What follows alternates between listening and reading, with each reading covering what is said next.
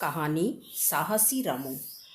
बहुत दूर हिमालय की वादियों में एक छोटे से खूबसूरत गांव में 10 वर्षीय रामू अपने माता पिता के साथ रहता था।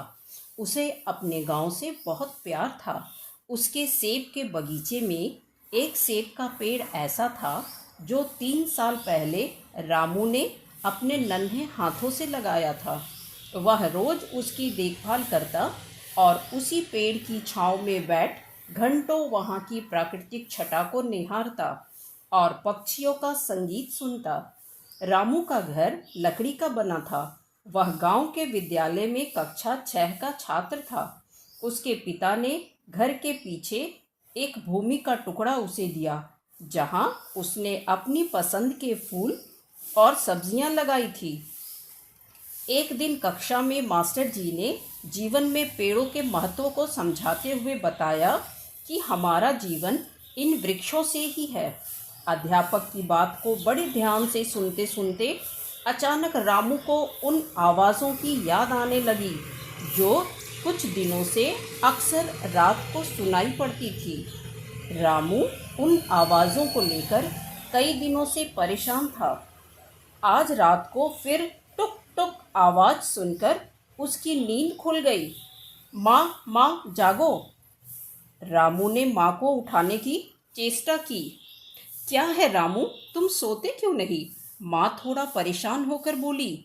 रामू ने कहा, माँ तुम ये आवाज़ें सुन रही हो? मुझे लगता है कि कोई जंगल में पेड़ काट रहा है। माँ ने खिड़की की तरफ देखा और रामू की बात टाल गई। सो जाओ रामू, सुबह स्कूल भी जाना है। रामू ने अपने पिता से भी इस बारे में बात करने की कोशिश की, किंतु वे भी टाल गए। रामू को ऐसा महसूस हुआ कि माता पिता जानबूझकर उसकी बात पर ध्यान नहीं दे रहे। उसने ठान लिया कि वह इन आवाज़ों की तह तक जरूर पहुंचेगा। रामू ने सोचा, कल रात को मैं चुपके से घर से निकलूंगा और सच्चाई का पता लगाऊंगा। अगले दिन रामू बेचैनी से रात होने का इंतजार करता रहा। रात्रि को जब सब सो रहे थे, आवाज सुनते ही रामू चुपके से घर से बाहर निकल गया और उसी दिशा में चल पड़ा जहां से आवाजें आ रही थी। अंधेरी सुनसान रात रामू को बहुत ही डर लग रहा था, किंतु सच्चाई जानने की इच्छा ही उसे प्रेरणा दे रही थी। डर के बावजूद रामू हिम्मत कर आगे बढ़ता गया। आगे जाने पर उसे लालटेन की रोशनी दिखाई दी। वह जल्दी से पेड़ के पीछे छिप गया। सामने जो कुछ हो रहा था उसे देखकर रामू चकित रह गया।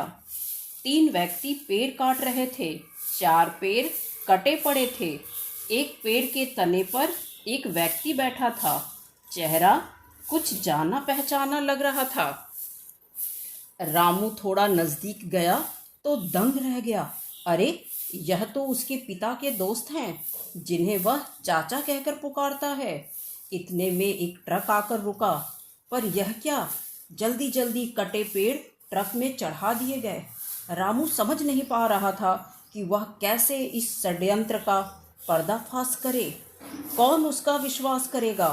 रात भर सोचने के बाद उसने फैसला किया कि वह जंगल के अधिकारी के पास जाकर पूरी घटना बताएगा। सुबह होते ही वह उनके पास गया और सारी बात बताई। रामू की बात सुनकर उन्होंने चोरों को पकड़ने में सहायता करने का वादा किया। 2 दिन बाद रामू को फिर पेड़ कटने की आवाज़ आई। वह रात को ही भागता हुआ जंगल अधिकारी के घर गया। जंगल अधिकारी उसी समय पुलिस इंस्पेक्टर और रामू को लेकर घटनास्थल पर पहुंचे। उन्होंने देखा कि बहुत से पेड़ कटे पड़े हैं।